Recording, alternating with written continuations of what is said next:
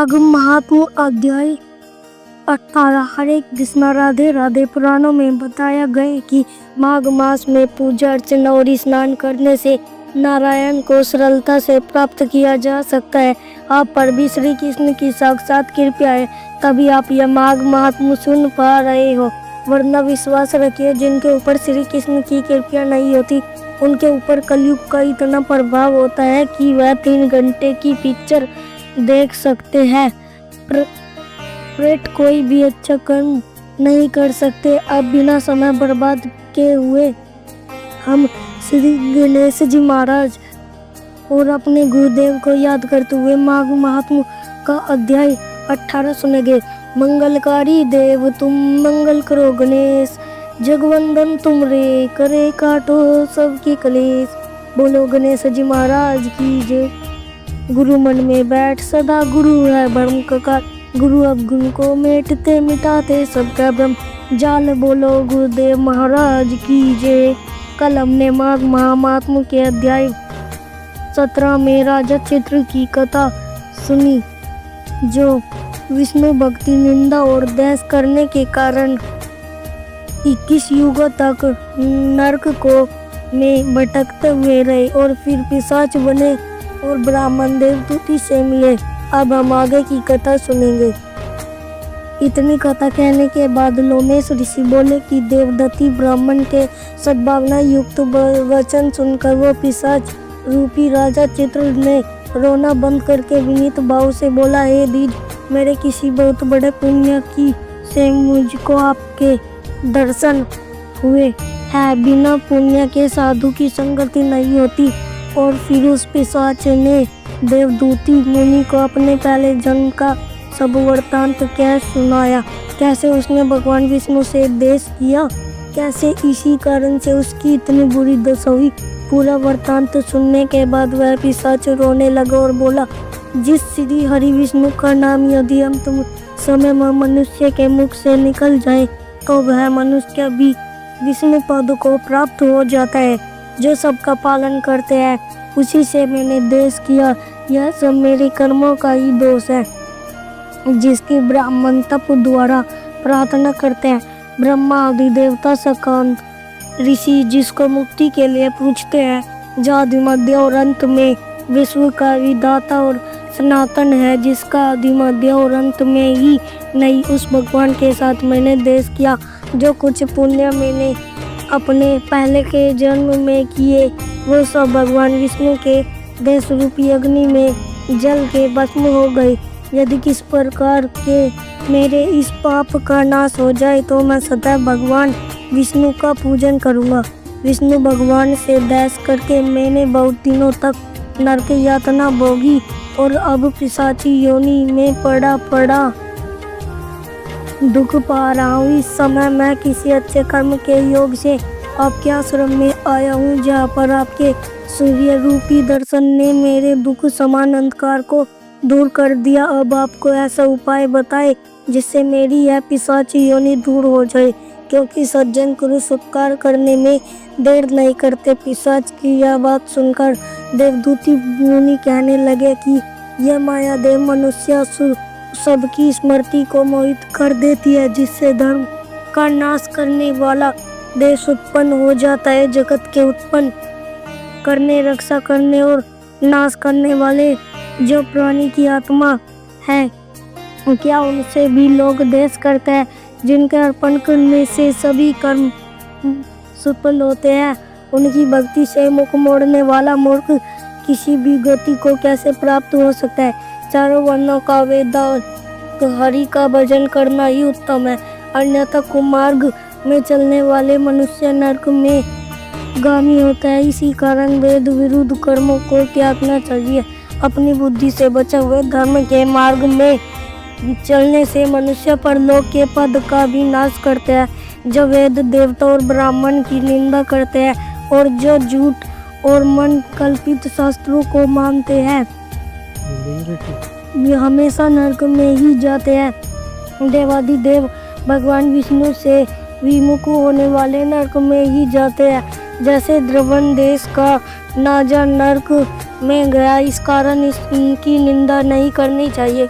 और वेद में ना कहीं गई क्रिया को भी नहीं करनी चाहिए। इसके बाद लोमेश ऋषि कहने लगे कि ऐसा कहने पर दूती ब्राह्मण ने पिशाच रूपी राजा चित्रकूट को सुमार्ग बतलाया और कहा कि माघ मास में तुम प्रयाग में जाकर स्नान करो, उससे तुम्हारी यह पिशाच योनि समाप्त हो जाएगी।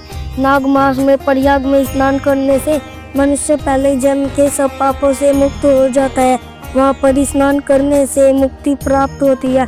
इससे बढ़कर और कोई प्रायश्चित नहीं है। संसार में यह मोक्ष और स्वर्ग का खुला हुआ द्वार है। गंगा और यमुना का संगम त्रिवेणी संसार में सबसे उत्तम तीर्थ है। पाप रूपी बंधन को काटने के लिए यह कुल्हाड़ी है।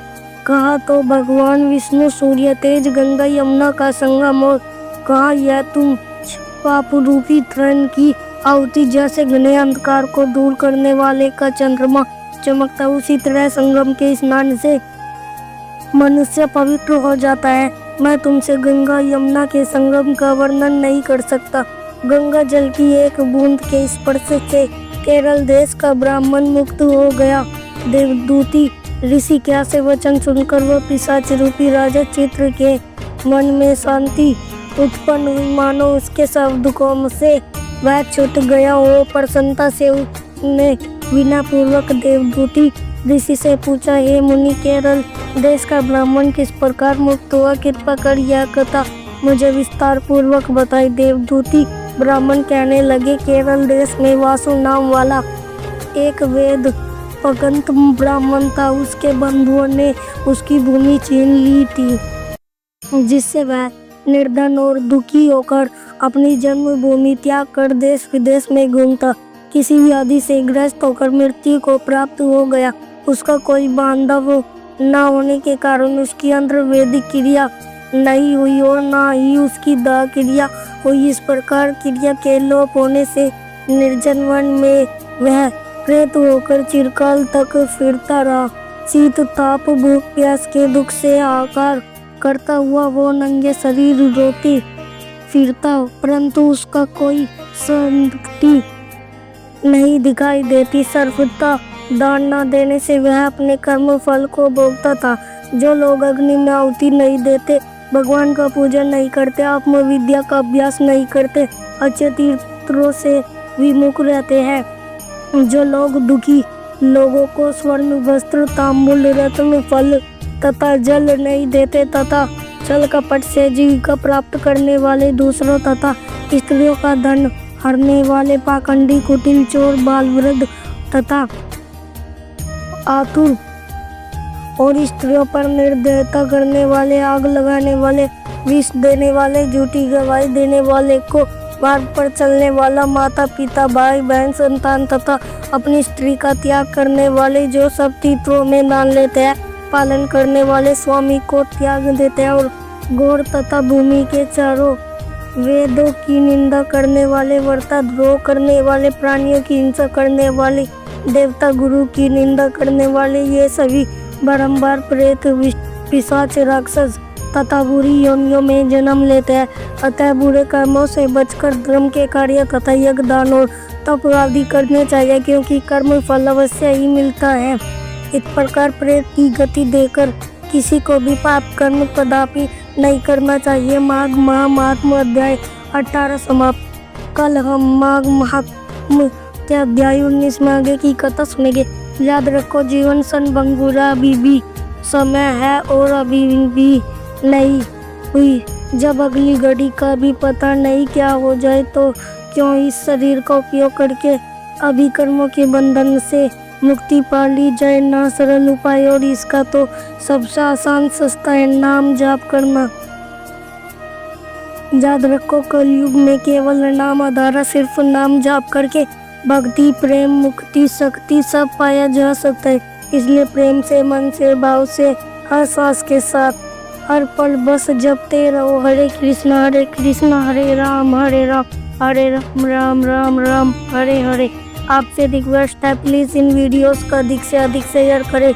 इसे हमारे शास्त्रों का प्रचार होगा, माघ महात्म का सबको पता चलेगा। और याद रखो, यह भी एक सभा है। राधे राधे।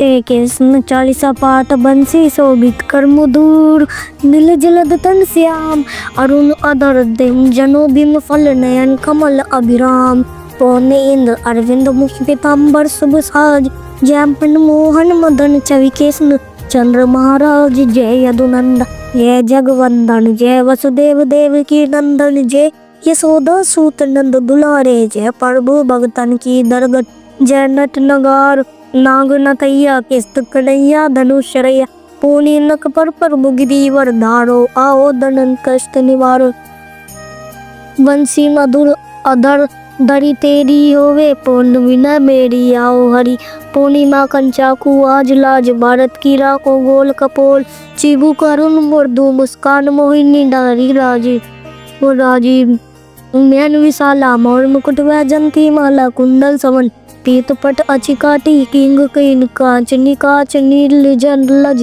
सुंदर पन सोए कवि लक सुंदर मुनि मोर मन मोहे मस्तक तिलक अलग घुंघराली आओ कृष्ण बांसुरी वाले कर पान पुत नहीं तारी अका बका का घासर गाड़ी और मधुवन जलत अग्नि तब ज्वाला शीतल लक कई दुलाला सुरपति जब ब्रज चढ़ उर्साई मूसर धरा बारी बरसाई लगत लगत ब्रज चह बाओ गोवर्धन नक नाम धारी बचाओ लखिया सदा मन ब्रह्मादि का मुख चंद 14 भुवन दिखाई दुष्ट कंस अति दुर्दम बटाए कोटि कमल जब फूल मंगाई नाथ कली यही तब तुम लीन है चांदनी चिन्ह दे निर्व्याही ने करी गोपी संगरास विलास सबकी पूर्ण करी अभिलाषा के पिगुमासुर संगार के सही केस पकड़ी दे मारियो मात पिता की मैं छुड़ाई उग्रसेन क्या राज दिलाई मैं से